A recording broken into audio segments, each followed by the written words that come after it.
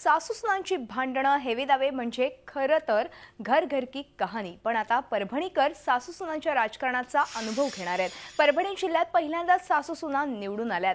जिंतूर तालुक्यातील कौसडी गटातून बेबी नंदा रोहिणकर आणि मानवत तालुक्यातील रामपुरी गटातून स्नेहा रोहिणकर शिवसेनेकडून निवडून आल्यात। एकाच घरात गुण्या गोविंदाने नांदणाऱ्या या सासूसुना जिल्हा परिषदेत वेगळा ठसा उमटवण्यासाठी सज्ज झाल्यात।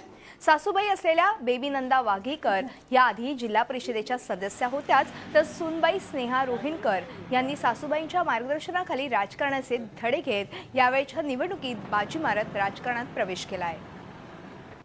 मतदारांनी मला माझ्यावर प्रेम आणि विश्वास टाकून जे मतदान केले आणि त्याला मला म्हणजे निवडून दिलं त्याबद्दल मी सर्वांचे अगोदर आभार मानते। आणि कोणत्याही सुविधा असतील त्या सुविधा त्यांच्यापर्यंत पोहोचवण्याचा मी प्रयत्न करते। सिंचन विहिरी असो, बचत गटाचे असो, महिलांचे कोणतेही प्रश्न असतील ते प्रश्न मी सोडवण्याचा प्रयत्न करीन। मी रामपुरी सर्कलमधून निवडून आले त्याबद्दल मी सगळ्या लोकांचे आभार मानते। सासूबाईंचं मला खूप चांगलं लग्न झाल्यापासून खूप चांगलं सहकार्य मिळालं आणि त्यांनी पहिलेपासून मतदारसंघात असल्यामुळे त्यांनी मला खूप चांगलं सहकार्य केलं।